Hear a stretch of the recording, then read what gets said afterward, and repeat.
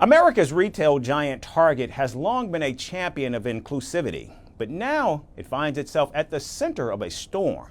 The retailer is facing a 40-day boycott after scaling back its diversity, equity, and inclusion programs. The move follows President Trump's recent executive order banning DEI policies across federal agencies, pushing corporations to rethink their commitments. While some see Target's shift as a betrayal, others warn the boycott could harm minority-owned brands that rely on the retail giant for business. As the protest unfolds, our next report tells you more about why and how Target is now in the crosshairs. Target's bright red bullseye symbolizes more than shopping convenience. It represents community, diversity, and a promise of progress. With nearly 2,000 stores nationwide, Target blends affordability with style. But behind the glossy aisles, a storm is gathering, one that's threatening to fracture that carefully built image. A 40-day boycott now looms over the retail giant. The message of demonstrators echoed through churches, social media, and news outlets. Black people spend upwards of $12 million a day. We would expect some loyalty, some decency, and some camaraderie. The outrage follows Target's January decision to scale back Black DEI initiatives. The company eliminated minority hiring goals and disbanded its Racial Justice Committee. Instead, it unveiled Belonging at the Bullseye, a softer inclusivity approach.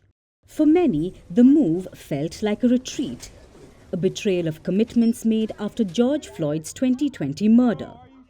That year, Target temporarily closed at least 175 of its locations across the United States. As member of the Dayton family, I am shocked and dismayed by Target's rollback of its racial equity action and change in supplier diversity programs. I am alarmed how quickly the business community has given in to the current administration's retaliatory threats. Yet, beneath the calls for divestment, a quieter fear emerged, one voiced by Black business owners whose products line Target's shelves. Actress Tabitha Brown, whose kitchenware sells at Target, posted a heartfelt plea. But the thing that concerns me the most, and I want you to hear me and hear me well, if we all decide to stop supporting said businesses and say, I can't buy nothing from there, even the businesses who were affected by the DEI ban, right? What that does is you take all our sales and they dwindle down. And then those companies get to say, oh, your products are not performing. And they can remove them from the shelves and then put their preferred businesses on the shelves. And then what happens to all the businesses who've worked so hard to get where they are? Then what happens? For several brands like Brown's, Target isn't just a retailer, it's a gateway to visibility and survival. However, the retail giant's response has been measured with statements reaffirming inclusivity. Yet customer visits have dipped significantly in recent weeks. Analysts warn the decline could signal deeper cracks in Target's loyal customer base. And as of Wednesday afternoon, Target's market capitalization hovered around $53.35 billion. Consumer will likely see price increases over the next couple of days. If there's a 25% tariff, those prices will go up. Now, apart from Target, McDonald's, Boeing, Google, Amazon, Harley-Davidson, Lowe's, Tractor Supply Company, and Walmart are also among some of the companies that have altered their DEI policies or dialed them back in the past year. But for the moment, Target stands at a crossroads, caught between social responsibility and financial survival. The next 40 days could reshape its future or fracture its reputation further. However, for the customers, every purchase becomes a statement, one echoing across aisles and digital screens. The red bullseye still stands, but its aim now wavers, uncertain of what lies ahead.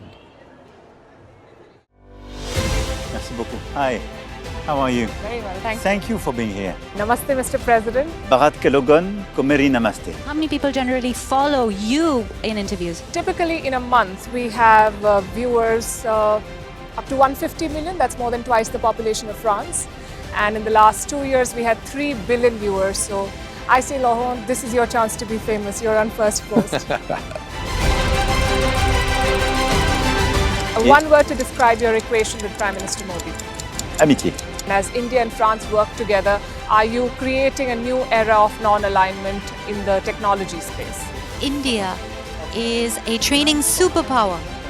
1 million engineers a year, more than all of Europe and the US combined. So we have that partnership. We have a partnership on the environment and the economy. We also have civilian nuclear programs, and that is something we've developed far beyond the France-India relationship. So we want to work together on AI. And then comes China with its DeepSeek, creating models at a fraction of the cost. Did that innovation take you by surprise? Did that breakthrough make you sit up and think, what did the Chinese do and how? But what did DeepSeek do? They took everything that was already available from the last AI model, and then they recalibrated it. So are you going to ban Chinese AI in France? So we don't have this American approach of banning tech because of where it comes from.